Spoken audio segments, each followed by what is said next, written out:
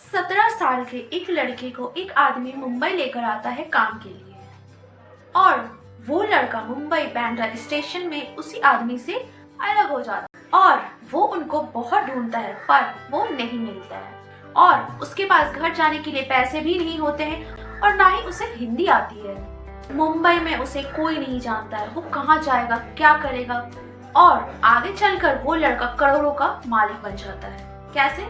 तो चलिए आज जानते हैं। तो hello friends, welcome back to my channel creator Juhi. आज की कहानी स्टार्ट करने से पहले मैं आपसे रिक्वेस्ट करती हूँ कि हमारे चैनल को सब्सक्राइब जरूर करते। जी हाँ, ये कहानी है प्रेम गणपति की, जिनका जन्म नगरपुरम तमिलनाडु में हुआ। उनके पिता एक फार्मर थे जिनकी आमदनी कुछ ठीक ठाक थी, लेकिन प्रेम को कुछ बड़ा करना था, इसलिए वो अपने अंकल के साथ मुंबई आया काम की तलाश में। और उस समय प्रेम की एज सिर्फ 17 साल हो रही थी। लेकिन मुंबई पहुंचते ही हालात ने बहुत बड़ा झटका दिया प्रेम को, क्योंकि प्रेम जिसके साथ मुंबई आए थे बांद्रा स्टेशन में वो उसके साथ बिछड़ जाते हैं। वो बहुत डर जाता है और उसे हिंदी भी नहीं आती है और ना ही उसके पास पैसे होते हैं। लेकिन प्रेम बहुत ढूंढने के बाद एक ऐसे आदमी से मुलाकात होती है जिसे तमिल आती है। तो प्रेम उसके साथ वो सारी बातें बताता है जो उसके साथ घटित हुई है। तो उस आदमी ने प्रेम की हेल्प करने के बारे में ठानी। उस आदमी ने प्रेम को एक मंदिर लेके गया।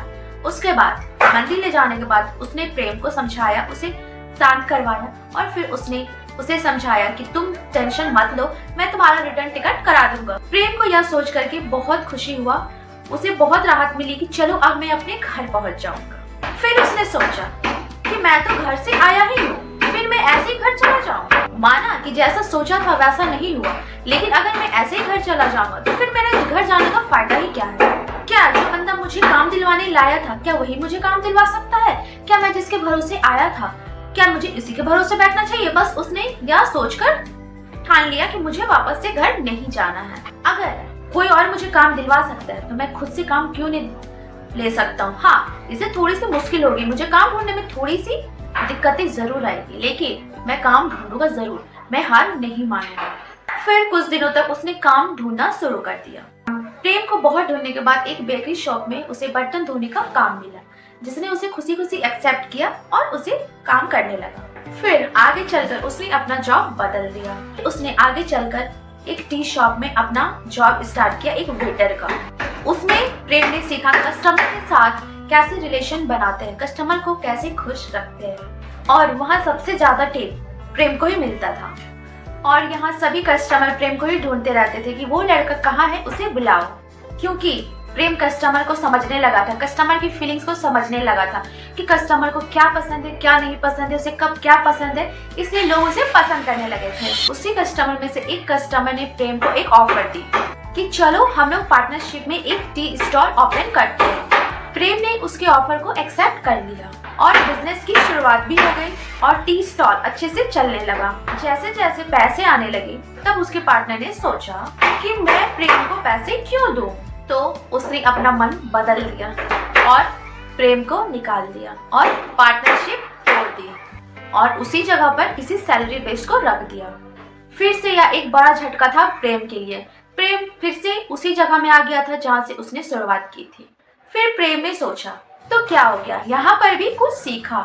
जब तुम्हारे टैलेंट से किसी और का बिजनेस चल सकता है तो खुद का क्यों नहीं। उसने उस पार्टनर का थैंक्स किया, चलो मेरे में इतना दम है कि मैं अपने आप में बिजनेस कर सकता हूँ। उसके पास उस समय सेविंग्स के सिर्फ 1000 रुपए थे। फिर उसने उसी 1000 रुपए को अपने बिजनेस में इन्वेस्ट किया और उसने इडली और डोसा का बिजनेस स्टार्ट किया, एक रोड किनारे एक ठेले पर। और धीरे धीरे प्रेम का बिजनेस आगे बढ़ रहा था और प्रेम इतना टेस्टी डोसा बनाता था कि लोग उसका डोसा का एड्रेस पूछ कर लोग उसके ठेले के पास आते थे और फिर धीरे धीरे लोग उसे जानने लगे थे, उसके पास भीड़ होने लगी थी।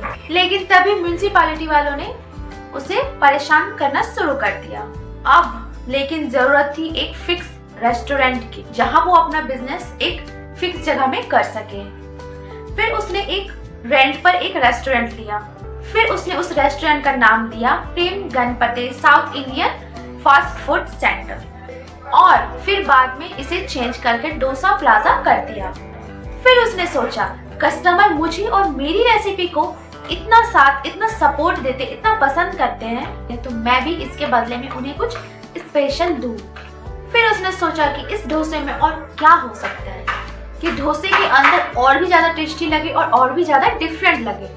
फिर उसने अलग अलग एक्सपेरिमेंट करना शुरू कर दिया, अलग अलग कॉम्बिनेशन करना शुरू कर दिया। डोसा के अंदर उसने नूडल्स, चटनी, मंचूरियन, पनीर डालकर तरह तरह की अलग अलग वेराइटीज बना दी, जिसे लोग एक बार खाएं तो बार बार उसे खाएं। अब लोग उसकी डोसा को लोग ढूंढते ढूंढते हुए उसके रेस्टोरेंट जाते थे। अब यह प्लाजा उनके वेराइटीज से फेमस होने लगा और बिजनेस तेजी से चलने लगा। फिर एक आदमी ने उसे एक सजेशन दिया कि बगल में एक मॉल खुली है, तुम अपना बिजनेस वहाँ लगा, वहाँ पे तुम्हें फायदा हो सकता है। ये प्रेम के लिए थोड़ा महंगा स्टेप था। फिर प्रेम ने सोचा कि अब आगे बढ़ना है तो रिस्क लेना ही पड़ेगा। फिर उसने रिस्क लिया और वहाँ पर भी अपना मैजिक दिखा दिया और अब इनका नाम दूर दूर तक जाने लगा। लोग इनसे जुड़ना चाहते थे। धीरे धीरे इनकी टीम बढ़ती गई, स्टाफ बढ़ते गए, वैरायटीज बढ़ती गई और इनकम भी बढ़ती गई और बिजनेस भी काफी बढ़ता गया। प्रेम को कुकिंग के साथ साथ पेंटिंग में भी उतना ही फोकस किया था। वेबसाइट, लोगो, एडवर्टीजमेंट और भी बहुत सारी चीज पर। लेकिन अब ऐसा वक्त आ चुका था कि डोसा प्लाजा का टर्नओवर करोड़ों में होने लगा था। पहले 5 सालों में इसने 26 आउटलेट ओपन कर दिया था। रिस्पांस बड़ा ही तगड़ा मिला था। बिजनेस को आगे बढ़ता देख इन्वेस्टर भी आने लगे। बिजनेस बहुत ज्यादा फैल चुका था इंडिया में और आगे चलकर इंडिया के बाहर भी, जैसे न्यूजीलैंड, स्विट्जरलैंड, दुबई, कतार, Abu Dhabi, Australia, America, Singapore, UK. आज डोसा प्लाजा पूरी दुनिया में है और आज वो लड़का जिसके पास घर जाने के भी पैसे नहीं थे, आज करोड़ों की कंपनी का ओनर है, मालिक है। हजारों लोग इसमें काम करते हैं, उतने लोगों का घर चलता है, लाखों के कस्टमर इसमें जुड़े हुए हैं। अगर ये उस दिन घर वापस चला जाता तो आज ये कहाँ होता। तो आप ये कहानी से क्या सीखते? मेहनत करते रहो, क्योंकि आज जो लोग तुम्हें पागल कह रहे हैं, कल वही लोग तुम्हारे आगे पीछे घूम के सर या मैम बोलेंगे।